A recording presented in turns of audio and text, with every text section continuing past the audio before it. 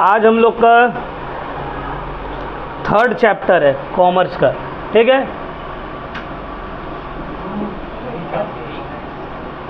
आ रहा है ना ये?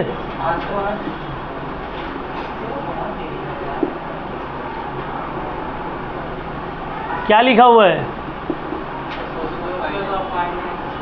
Sources of finance for a joint stock company. एक जॉइंट स्टॉक कंपनी का क्या सोर्स रहता है पैसा का, फाइनेंस का। बुक दे। अब देखो ये जो सोर्स ऑफ फाइनेंस है ये 2 टाइप में डिवाइडेड है, ठीक है। एक है लॉन्ग टर्म और दूसरा है शॉर्ट टर्म। हम पहले लिख दे रहे हैं, एक एक करके डिटेल में सबको हम लोग डील करेंगे, ठीक है। आज तो पूरा नहीं हो पाएगा, जितना हो पाएगा आज करेंगे, फिर नेक्स्ट क्लास में कंटिन्यू करेंगे इसको।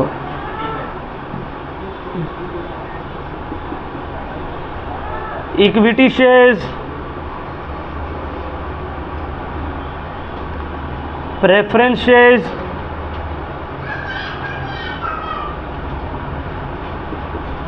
retained earnings, debentures,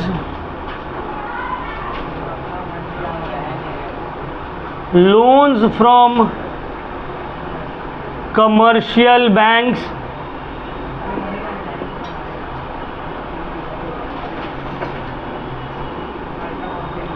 loans from financial institutions. देखो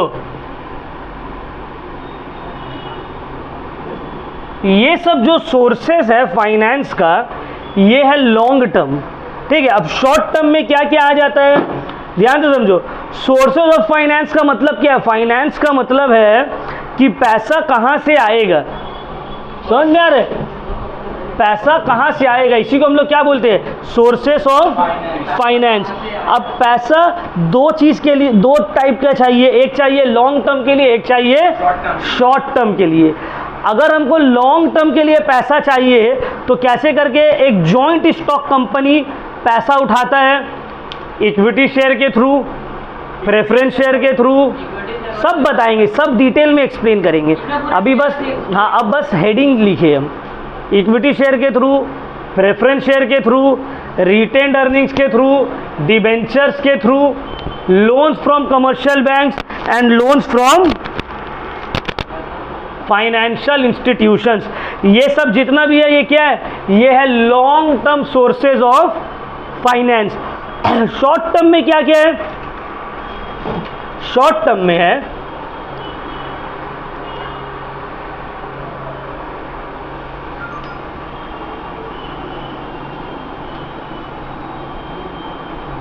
पब्लिक डिपॉजिट्स, ठीक है। दूसरा commercial banks,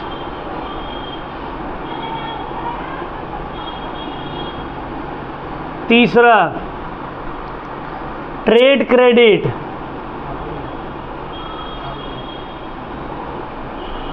fourth customer advances,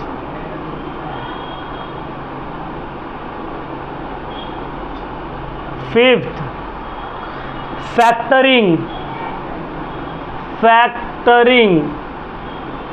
sixth inter corporate deposit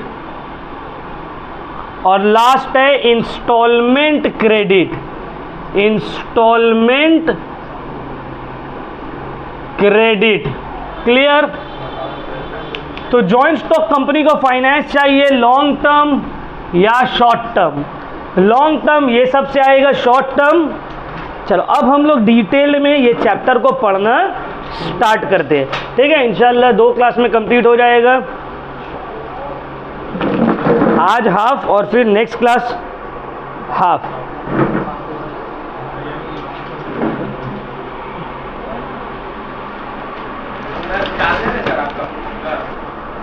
पता नहीं, अच्छा चलो अब आते हैं long term sources of finance में। क्या मतलब है long term sources of finance का? तो सोर्सेज ऑफ फाइनेंस का मतलब क्या होता है? Availability of funds. पैसा आएगा कहाँ से? पैसा दो रीजन की वजह से चाहिए, लॉन्ग टर्म और शॉर्ट टर्म।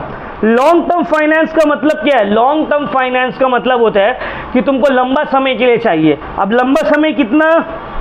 जनरली माना जाता है मोर देन 1 ईयर। अब ये लॉन्ग टर्म फाइनेंस का ज़रूरत क्या है? What is the need for long term finance? For fixed assets purchase करने के लिए, है ना। अब तुमको प्लांट खरीदना है, बिल्डिंग खरीदना है, मशीनरी खरीदना है, ये सब के लिए तुम क्या करते हो? लॉन्ग टर्म सोर्सेज की तरफ जाते हो। अब लॉन्ग टर्म सोर्सेज में सबसे पहला आता है इक्विटी शेयर्स। हम लोग किसको पढ़ेंगे सबसे पहले? Equity shares. अच्छा, शेयर्स क्या है? What do you mean by shares? Joint stock company का पूरा जो कैपिटल रहता है उसको हम लोग डिवाइड कर देते हैं छोटा छोटा पार्ट्स में, और ईच पार्ट को बोला जाता है शेयर, और उसको पब्लिक को इशू किया जाता है। जो उसको खरीदता है उसको हम लोग बोलते हैं शेयर होल्डर। क्लियर? अब शेयर्स दो तरह का होता है, एक होता है इक्विटी शेयर और एक होता है प्रेफरेंस शेयर। अब हम लोग पहले इक्विटी शेयर को पढ़ेंगे, उसके बाद प्रेफरेंस शेयर को पढ़ेंगे। इक्विटी शेयर का मतलब होता है, what do you mean by equity share? Equity shares का मतलब होता है वो शेयर्स जिसके पास प्रेफरेंस है।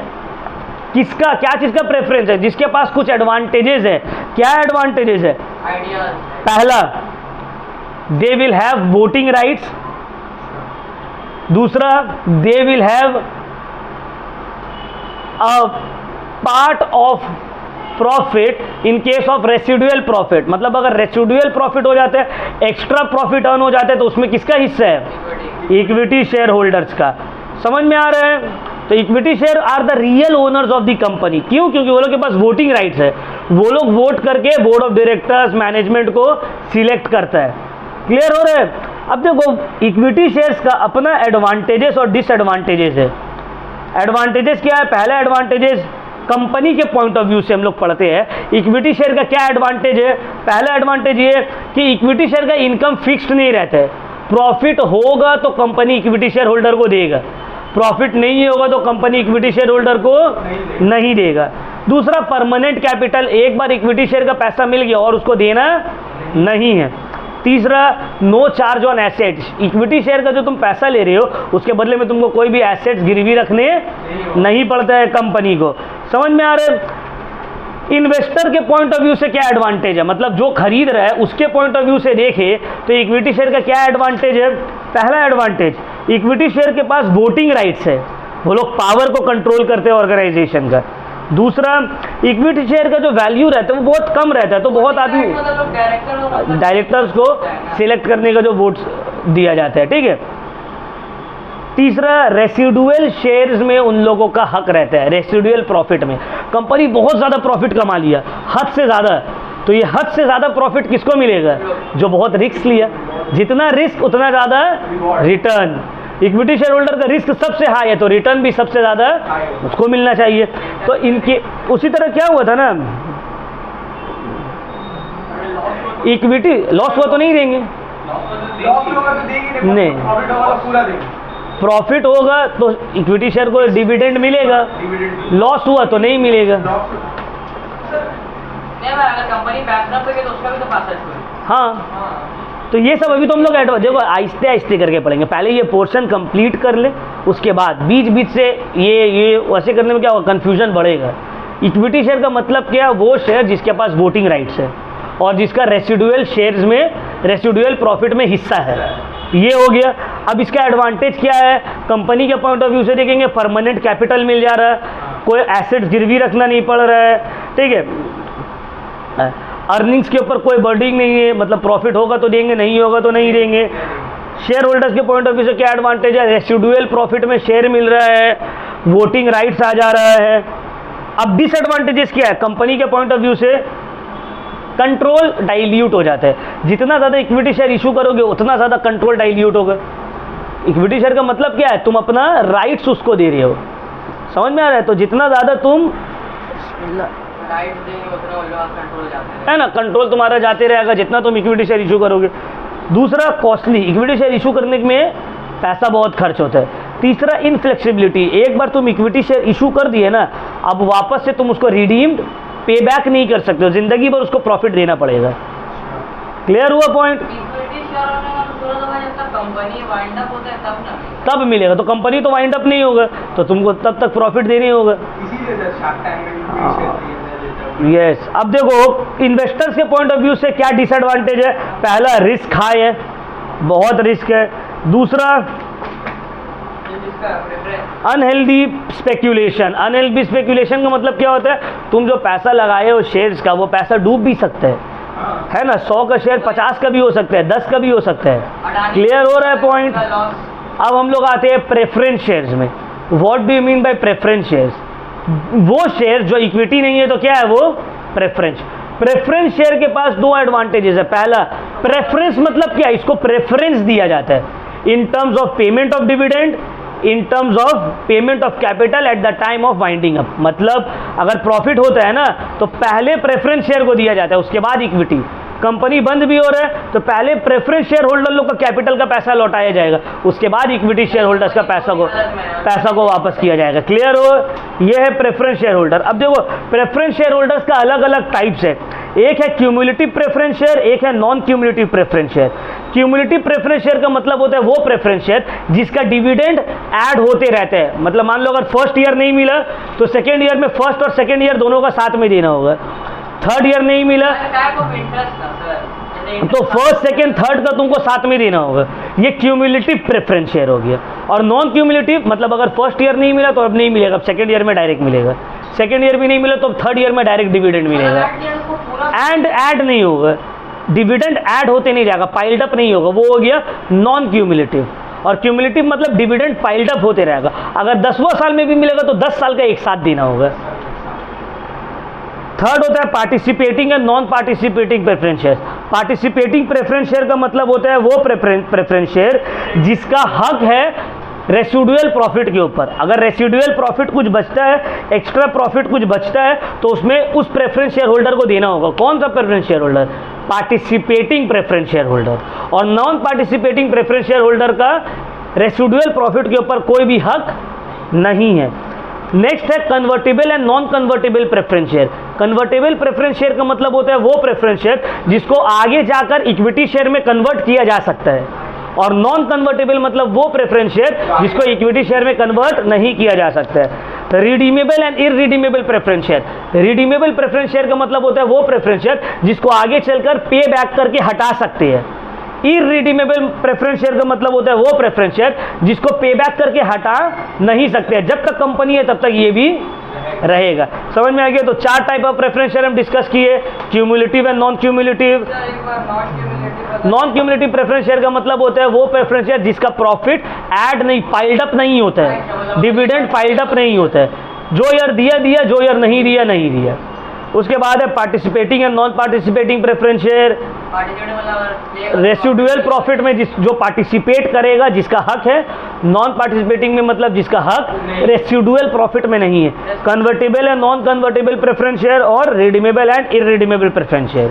ठीक है, अब एडवांटेजेस क्या है प्रेफरेंस शेयर होल्डर का from the point of view of company. Company के पॉइंट ऑफ व्यू से प्रेफरेंस शेयर होल्डर्स का क्या एडवांटेज है? पहला advantage, no burden on profit. अगर नॉन क्यूमुलेटिव प्रेफरेंस शेयर है तो प्रॉफिट में कोई बर्डन नहीं है।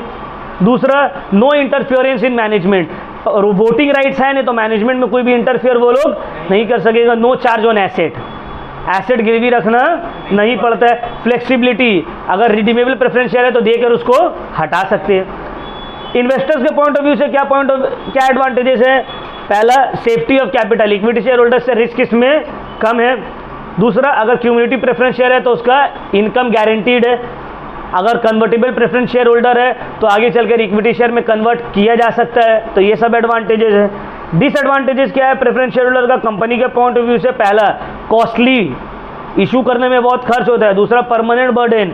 अगर रिडीमेबल प्रेफरेंस शेयर है तो जिंदगी भर तक ये चलेगा। लीगल फॉर्मेलिटीज़ बहुत लगता है। तीसरा क्या है डिसएडवांटेजेस? Legal formalities. और चौथा, लो अपील। लो अपील मतलब जो आदमी रिस्क लेना चाह रहा है वो इक्विटी शेयर खरीदेगा और जो रिस्क लेना नहीं चाह रहा वो डिबेंचर खरीदेगा। प्रेफरेंस शेयर तो बीच में आ गया तो उतना ज़्यादा कोई इसको खरीदता नहीं है। कंपनी शेयर होल्डर के पॉइंट ऑफ व्यू से क्या डिसएडवांटेज है? No voting rights, voting rights नहीं है तुम्हारे पास। नो कैपिटल एप्रिसिएशन, कंपनी अच्छा भी कर रहा है तो तुम्हारा कैपिटल बढ़ नहीं रहा है, पैसा तो इक्विटी शेयर होल्डर का बढ़ता है, समझ में? No guarantee of dividend, dividend का भी कोई गारंटी नहीं है। क्लियर हो गया पॉइंट? समझ में आया? अब इक्विटी शेयर होल्डर और प्रेफरेंस शेयर होल्डर के बीच का हम लोग डिफरेंस देखेंगे। What are the difference between equity share holder and preference share holder. पहले आते हैं प्रेफरेंस शेयर होल्डर में। प्रेफरेंस शेयर होल्डर का नॉमिनल वैल्यू, फेस वैल्यू, एक प्रेफरेंस शेयर का दाम बहुत हाई रहता है, इक्विटी शेयर का कम रहता है। रिस्क प्रेफरेंस शेयर में कम है, इक्विटी शेयर में ज़्यादा है। डिविडेंड इक्विटी शेयर को बाद में मिलते हैं, प्रेफरेंस शेयर को पहले मिलते हैं। Rate of dividend, generally preference share holder का डिविडेंड का रेट फिक्स रहता है, इक्विटी शेयर होल्डर का डिविडेंड का rate yes. Refund of capital, preference share holder को कैपिटल पहले रिफंड होता है, इक्विटी शेयर होल्डर को बाद में मिलता है। Voting rights, preference share holder के पास वोटिंग राइट्स नहीं है, इक्विटी शेयर होल्डर के पास वोटिंग राइट्स है। ठीक है, ये सब एडवांटेजेस है, तो पढ़ लेना है। नेक्स्ट हम लोग आते हैं बोनस शेयर पे। What do you mean by bonus share? Bonus share का क्या मतलब है? देखो बहुत सारा टाइम क्या होता है ना, कंपनी के पास बहुत सारे रिजर्व्स आ जाते हैं, अनडिस्ट्रीब्यूटेड प्रॉफिट, मतलब हम हर साल मतलब 10 लाख रुपए अगर कमा रहे, 2-2 लाख रुपए साइड कर करके रख रहे। अब ये रखते रखते रखते 20 साल बाद मेरे पास 40 लाख रुपए आ गया। अब ये 40 लाख रुपए में हक तो इक्विटी शेयर होल्डर लोग का ही है, क्योंकि रेसिडुअल प्रॉफिट वो लोग को मिलेगा, लेकिन कंपनी नहीं चाहती कि ये प्रॉफिट उन लोग को दे। तो करेगा क्या कंपनी? कंपनी बोलते हैं हम आपको पैसा नहीं दे रहे, हम एक काम कर रहे, हम आपको बोनस शेयर दे रहे। बोनस शेयर का क्या मतलब? बोनस शेयर का मतलब होता है वो शेयर जो equity existing equity share holder को फ्री में मिलता है, out of the retained earnings. बोलता है देखिए एक शेयर का दाम 10,000 है, 10,000 रुपया का 10,000 रुपया करके आप लोग को देना है, एक शेयर होल्डर लोग को हम 10,000 का आपको शेयर दे रहे। इसी को बोला जाता है बोनस शेयर। समझ में आया? जो एग्जिस्टिंग इक्विटी शेयर होल्डर्स लोग को मिलता है जब कंपनी के पास रिटेन्ड अर्निंग बहुत पाइल्ड अप हो जाता है। समझ में आ रहा है? तो वो प्रॉफिट कंपनी नहीं देकर क्या करते हैं? बोनस शेयर दे देते हैं। ठीक है, नेक्स्ट आता है राइट शेयर्स। राइट शेयर्स का मतलब क्या होता है? राइट शेयर्स का मतलब होता है वो शेयर्स जो इशू किया जाता है एग्जिस्टिंग शेयर होल्डर्स लोग को, लेकिन फ्री में इशू नहीं किया जाता है। क्या मतलब है? जैसे कि फॉर एग्जाम्पल देखो, तुम बाड़ी वाला हो, तुम्हारा बिल्डिंग है, अब हम तुम्हारे बिल्डिंग में एज अ टेनेंट रह रहे हैं। ठीक है, अब तुमको एक और घर बेचना है, तो तुम पहले मेरे पास आए, बोले कि सुनिए भाई आप तो ऑलरेडी टेनेंट है, तो क्या आप ये फ्लैट लीजिएगा? तो हम बोलेंगे हम आप ही को बेचेंगे, जो टेनेंट है उसी को बेचेंगे, बाहर वालों को नहीं बेचेंगे। यही हो गया राइट शेयर। मतलब जो एग्जिस्टिंग इक्विटी शेयर होल्डर लोग के पास राइट है वही लोग उस शेयर्स को खरीद सकता है। ठीक है, बट फ्री में नहीं, पैसा देना पड़ेगा। बोनस शेयर्स में पैसा देना एग्जिस्टिंग शेयर होल्डर लोग को मिलेगा, तो उसी शेयर्स को हम लोग क्या बोलते हैं? राइट शेयर्स या राइट इशू। क्लियर हो गया पॉइंट? बोनस शेयर्स और राइट शेयर्स के बीच का डिफरेंस समझ में आया?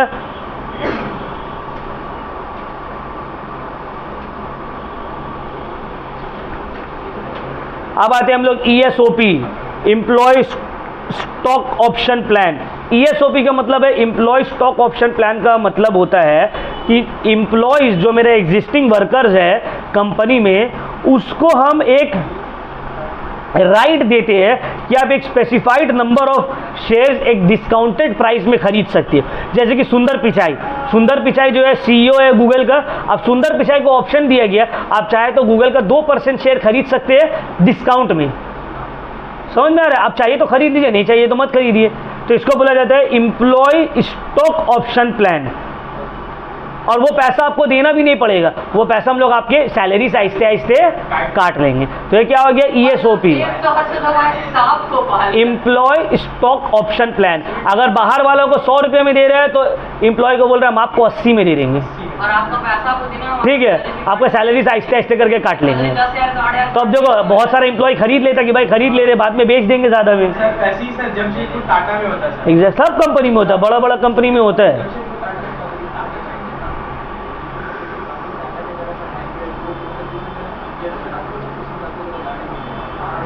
अच्छा नेक्स्ट देखो,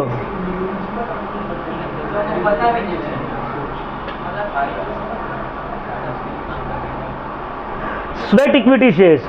स्वेट इक्विटी शेयर्स मतलब वो शेयर, स्वेट इक्विटी शेयर्स मतलब वो शेयर्स जो एम्प्लॉयज या डायरेक्टर्स को इशू होता है डिस्काउंट में अदर देन कैश मतलब जिसके बदले में आपसे कैश नहीं लिया जाएगा, आपसे कुछ दूसरा चीज़ लिया जाएगा, जैसे कि intellectual property rights, goodwill, know how, आपके पास कोई आइडिया है, वो आइडिया आपसे ले लिया जा रहा है, बदले में आपको स्वेट इक्विटी शेयर दे दिया जा रहा है। तो देखो स्वेट इक्विटी शेयर और एम्प्लॉय स्टॉक ऑप्शन प्लान दोनों ही किसको दिया जाता है? एम्प्लॉयज़ को, लेकिन स्टॉक ऑप्शन प्लान में आपसे कैश लिया जाता है, स्वेट इक्विटी शेयर से आपसे कैश नहीं लिया जाता है। समझ में आ रहा है बात? क्लियर हो गया?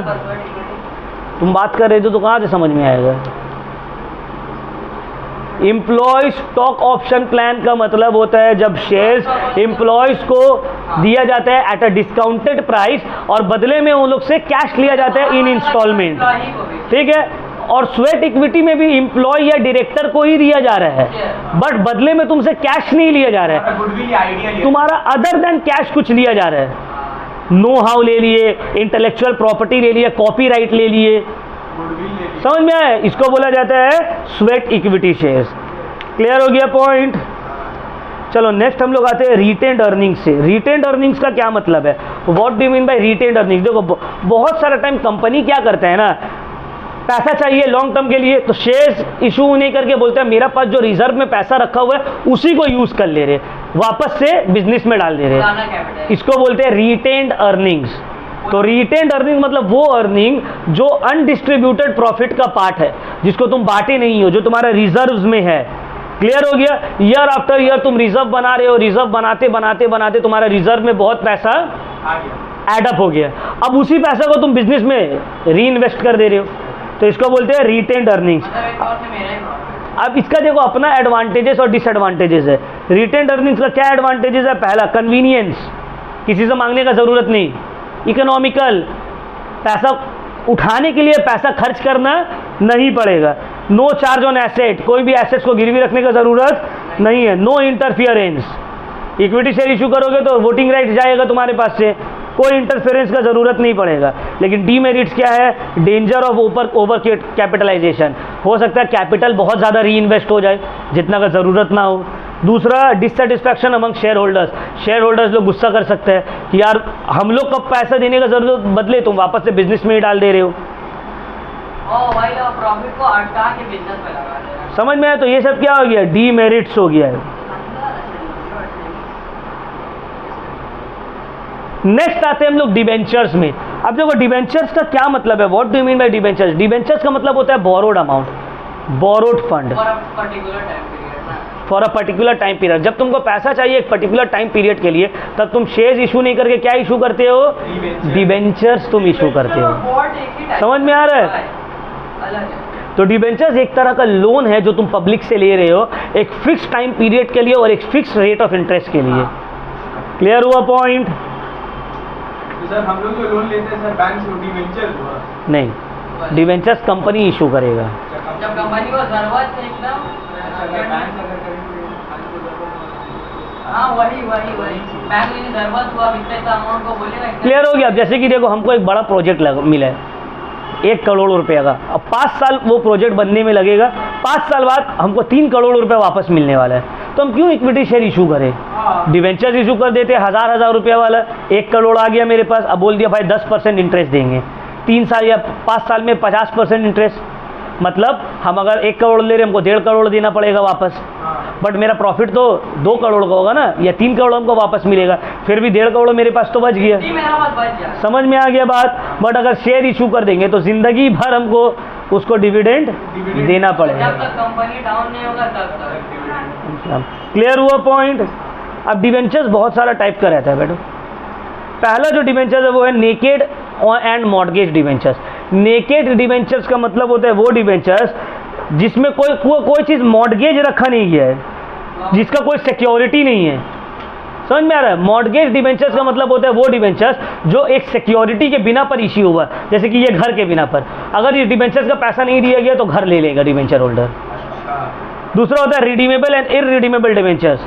रिडीमेबल डिवेंचर्स मतलब जो एक पर्टिकुलर टाइम पीरियड के बाद दे दिया जाएगा। इररिडीमेबल डिवेंचर्स का मतलब क्या होता है? वो और पे बैक नहीं होगा, जब तक जिंदगी है कंपनी का तब तक वैसे ही रहेगा, बट जनरली डिवेंचर्स इररिडीमेबल नहीं होते। Bearer and registered debentures. Bearer debenture का मतलब होता है वो डिवेंचर जिसका कोई रिकॉर्ड नहीं है, बस सर्टिफिकेट दे दिया, जिसके पास डिवेंचर है उसको पैसा मिल जाएगा। हम खरीद लिए, जैसे कि अब हमको बेचने अयान को, हम अयान को बेच दिया, अयान का हो गया वो। कंपनी में जाके कुछ रजिस्ट्रेशनों का ज़रूरत नहीं, बस एक पीस ऑफ पेपर है, जिसके पास है वो मालिक। और दूसरा है रजिस्टर्ड डिवेंचर, जो रजिस्टर्ड रहता है एक पर्टिकुलर नाम के आगे, उसको ट्रांसफ़र करने के लिए तुमको क्या करना होगा, नाम पे ट्रांसफ़र करना होगा, कंपनी में जाकर नाम ट्रांसफ़र करवाना होगा। क्लियर हो गया। Convertible and non convertible debentures, convertible मतलब वो डिवेंचर जो आगे चलकर शेयर्स में कन्वर्ट किया जा सकता है, और नॉन कन्वर्टेबल मतलब वो डिवेंचर जिसको शेयर्स में कन्वर्ट। अच्छा, डिवेंचर्स के एडवांटेजेस और डिसएडवांटेजेस क्या है। पहला एडवांटेजेस, इन्वेस्टर्स लोग ज़्यादा डिवेंचर्स में इशू करता है, पैसा इन्वेस्ट करता है क्योंकि सेफ रहता है, फिक्स रिटर्न मिल रहा है। दूसरा रेगुलर रिटर्न, कंपनी प्रॉफिट कमाए लॉस कमाए तुमको पैसा मिल जाएगा। तीसरा इन्वेस्टमेंट का सेफ्टी है, रिस्क नहीं है। अब डिसएडवांटेजेस क्या है। पहला, चार्ज ऑन एसेट, एसेट को गिरवी रखना पड़ता है। हाँ, रिडक्शन इन डिविडेंड, तुम्हारा खर्चा बढ़ जाता है डिवेंचर्स की वजह से। No voting rights, voting rights नहीं है। तो ये सब क्या है, डिसएडवांटेजेस है। नेक्स्ट हम लोग आते हैं loan from commercial banks. Commercial bank से अगर लॉन्ग टर्म के लिए लोन ले रहे हैं, जनरली कमर्शियल बैंक जो है वो शॉर्ट टर्म लोन प्रोवाइड करता है, बट लॉन्ग टर्म भी स्पेसिफाइड पीरियड के लिए प्रोवाइड करता है। अब इसमें क्या, एक फिक्स रेट ऑफ इंटरेस्ट तुमको बैंक को देना पड़ेगा, जैसे डिवेंचर्स में देते हैं। ठीक है। अब इसका एडवांटेजेस क्या है। पहला एडवांटेजेस है तुम पार्ट पेमेंट कर सकते हो, इंस्टॉलमेंट में, ईएमआई में पेमेंट कर सकते हो।